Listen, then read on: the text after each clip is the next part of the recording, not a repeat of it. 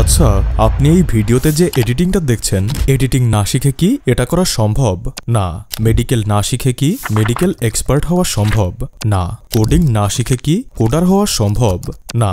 তাহলে বলুন, টাকাকে না শিখে কি ধনী হওয়া সম্ভব? কখনোই না। এডিটিং এর জন্য যেমন এডিটিং শিখতে হয়, মেডিকেল এক্সপার্ট হওয়ার জন্য যেমন মেডিকেল পড়তে হয়, কোডার হতে গেলে যেমন কোডিং জানতে হয়, তেমনি ধনী হতে গেলে, কোটি কোটি টাকার মালিক হতে গেলে টাকার সম্পর্কে জানতে হয়। আর এই টাকাকে জানতে গিয়ে ধীরুভাই আম্বানি কি করেছিলেন? তিনি তার জীবনের কঠিন সময়ে যখন ইয়েমানে মাসিক ৩০০ টাকা বেতনের চাকরি করছিলেন, তখন এত কম স্যালারি পাওয়া সত্ত্বেও তিনি রোড সাইডের ১০ পয়সার চা না খেয়ে 5 স্টার হোটেলের ১ টাকার চা খেতেন। কেন? কারণ এতে করে তিনি ধনীদের কাছাকাছি যেতে পারতেন, তারা কি করে জানতে পারতেন, তারা কিভাবে চিন্তা করে বুঝতে পারতেন। আর এই কাজটি করতে গিয়ে তিনি তার মাসিক ৩০০ টাকা বেতনের ৩০ থেকে ৬০ টাকা এখানেই খরচ করতেন। সেখানে আপনি আজ নিজেকে ভাগ্যবান ভাবতেই পারেন, কেননা আজ আপনাকে এত পরিশ্রম করে 5 স্টারে যেতে হচ্ছে না, বিপুল পরিমাণ টাকাও নষ্ট করতে হচ্ছে না। প্রযুক্তির কল্যাণে আপনি কেবল ঘরে বসে বসেই হাতে থাকা স্মার্টফোনটি দিয়েই সঠিক ভিডিও বা সঠিক কন্টেন্ট চুজ করেই টাকার রহস্যকে জানতে পারছেন, ধনী হয়ে ওঠার গোপন সূত্রগুলো বুঝতে পারছেন, সেটাও একদম বিনামূল্যে। এক্সপার্টদের মতে ধনী হতে গেলে, ওয়েলদি হতে গেলে আপনাকে প্রতিদিন কমপক্ষে 10 মিনিট বা সপ্তাহে কমপক্ষে 1 ঘন্টা টাকার সম্পর্কে জানতে হবে। অন্যথায় ভাগ্যচক্রে কোনোভাবে ধনী হয়ে গেলেও আপনি আজীবন ধনী থাকতে পারবেন না, এবং সেই ধন সম্পদ বাড়ানো তো দূরের কথা, তা ধরে পর্যন্ত রাখতে পারবেন না। তাই টাকার সম্পর্কে জানা কতটা গুরুত্বপূর্ণ সেটা নিশ্চয়ই বুঝতে পারছেন। আর আপনার এই জানার যাত্রাটা শুরু হোক আজকের এই ছোট্ট ভিডিও থেকেই। আশা করি আপনার সময় অযথা নষ্ট হবে না। আর ভিডিওর শেষে দেখবেন অ্যালবার্ট আইনস্টাইনের সেই বিখ্যাত উক্তিটি অজান্তেই আপনার মুখ থেকে বেরিয়ে আসছে। আমি যত বেশি শিখি ততই বুঝতে পারি আমি কত কম জানি। So my dear brothers and sisters, let's start. Number 5, mentality.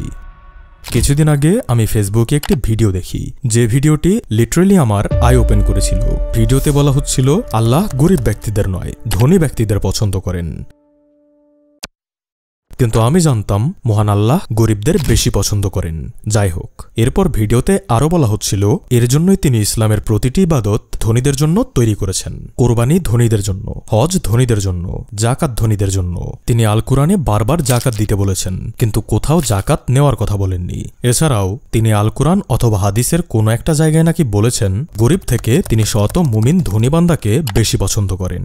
কেননা একজন ভালো ব্যক্তি যদি সম্পদশালী হয় তবে সে তার সম্পদ ভালো কাজে ব্যবহার করবে, অসহায়দের সাহায্য করবে, প্রতিটি অন্যায়ের বিরুদ্ধে রুখে দাঁড়াতে পারবে। আপনারা একবার ভেবে দেখুন, যদি আজ আমেরিকা, রাশিয়া বা চীনের মতো একটি শক্তিশালী ইসলামিক রাষ্ট্র থাকত, তবে গাজাতে ইহুদিরা যেভাবে অমানবিক অত্যাচার চালাচ্ছে তা কি পারত?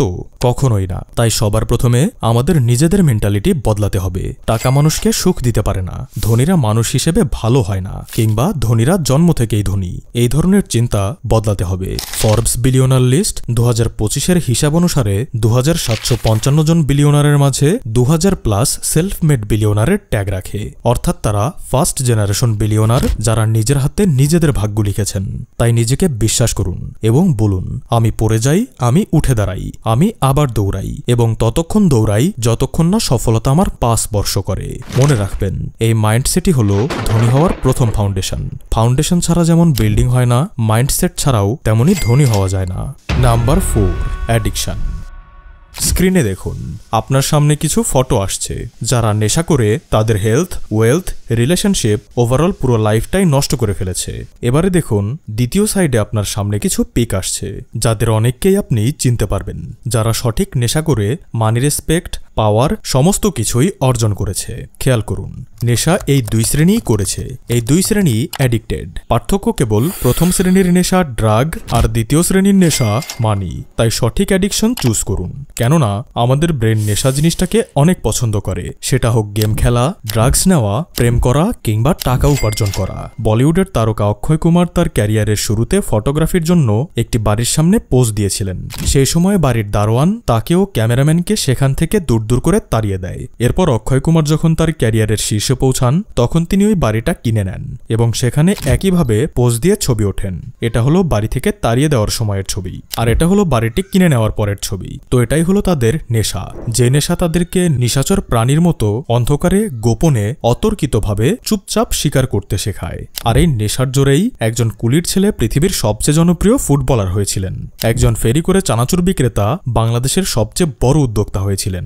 একজন সাধারণ পেট্রোল পাম্পের কর্মচারী পুরো ইন্ডিয়ার সবথেকে বড় বিজনেস টাইকুন হয়েছিলেন।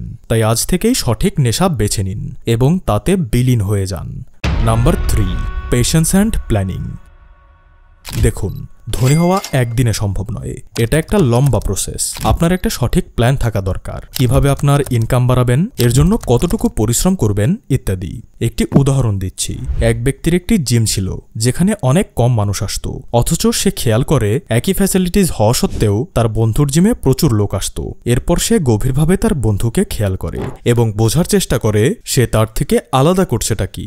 সে দেখে তার বন্ধু ফ্লায়ার পেপার ছাপিয়ে তা মানুষের মাঝে বিতরণ করে।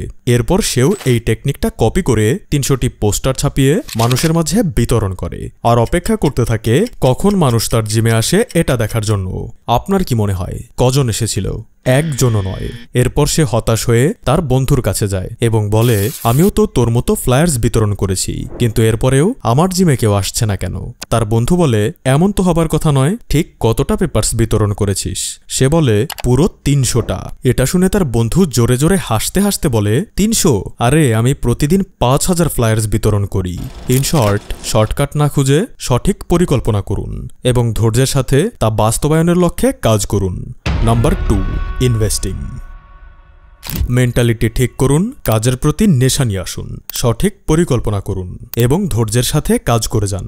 এরপর উপার্জিত টাকা জমানোর চেষ্টা করুন এবং তা দিয়ে একাধিক ইনকাম সোর্স তৈরির উদ্দেশ্যে অ্যাসেটে ইনভেস্ট করুন।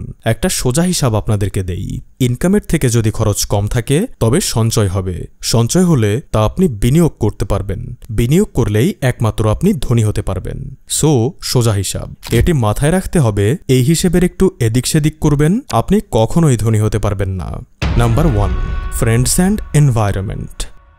Self made multimillionaire Dan Graziosi বলেন, উইল পাওয়ার একটা না একটা সময় মানুষের ভেতর থেকে শেষ হতে শুরু করে, আর সেই সময় মানুষ মোটিভেট হতে পারে কেবলমাত্র তার ফ্রেন্ডস এবং এনভায়রনমেন্ট থেকে। তিনি বলেন, যদি আপনি এমন সার্কেলে না থাকেন যারা আপনার থেকে স্মার্ট নয়, আপনার থেকে রিচ নয়, আপনার থেকে পাওয়ারফুল নয়, তবে আপনি সার্কেলে নন, কেজের মাঝে বেঁচে আছেন। এ বিষয়ে তিনি তার জীবনের একটি চরম অভিজ্ঞতা স্বরূপ বলেন, 3 বছর বয়সে আমার বাবা মার ডিভোর্স হয়, তাই দাদা দাদির কাছে মানুষ হতে গিয়ে ছোট্ট থেকেই আমায় কাজ করতে হতো, যার দরুন মাত্র 19 বছর বয়সে আমায় 20 বার বাড়ি বদলাতে হয়েছিল ভাড়া দিতে না পারার কারণে। সেই কঠিন সময়েও আমি আমার মনোবল হারাইনি কেবলমাত্র আমার সঠিক ফ্রেন্ডস আর এনভায়রনমেন্টের জন্য। আসলে সে সময় দারিদ্রতার জন্য তার কাছে ধনী কোনো বন্ধু ছিল না, কিন্তু তিনি বই পড়তেন। যাদের জীবনে কিছু করার ইচ্ছে আছে, যাদের হার না মানা অ্যাটিটিউড আছে, তাদের কাছাকাছি যাওয়ার চেষ্টা করতেন।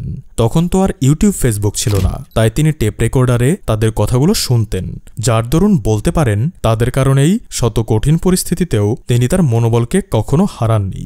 তাই ভাইজান, আপনার কাছেও আজ যদি দারিদ্রতার কারণে কোনো ধনী ব্যক্তির বন্ধুত্ব বা সংস্পর্শ না থাকে তবে আফসোস করবেন না।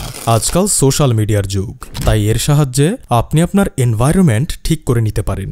এমন সব ব্যক্তিদের ফলো করতে পারেন যারা তাদের জীবনের মহামূল্যবান অভিজ্ঞতাগুলো দিয়ে আপনাকে ভুল পথে পা বাড়ানোর হাত থেকে বাঁচাতে পারে এবং আপনার ভেতরের ওয়ার্স্টকে নয়, বেস্টকে বের করে নিয়ে আসতে সাহায্য করবে। দেখুন, এই যে 5টা বিষয় যা আজ আপনাদের সাথে শেয়ার করলাম, তা আমাদের কখনোই স্কুল কলেজে শেখানো হয় না। এই নিয়মগুলো সময়ের হাত ধরে ধীরে ধীরে ধনী লোকেরা তৈরি করেছেন, তারা ফলো করেছেন। এখন তাদেরকে দেখে আমরা ফলো করি। তাই আপনি যদি সত্যি ধনী হতে চান তবে আজ থেকেই নিজেকে বদলান এবং এই নিয়মগুলো মেনে চলুন। তো ভাইজান, এই ছিল আমাদের আজকের আয়োজন। দেখা হচ্ছে পরবর্তী কোনো একটি ভিডিওতে। ততক্ষণ ভালো থাকবেন, সুস্থ থাকবেন। ধন্যবাদ।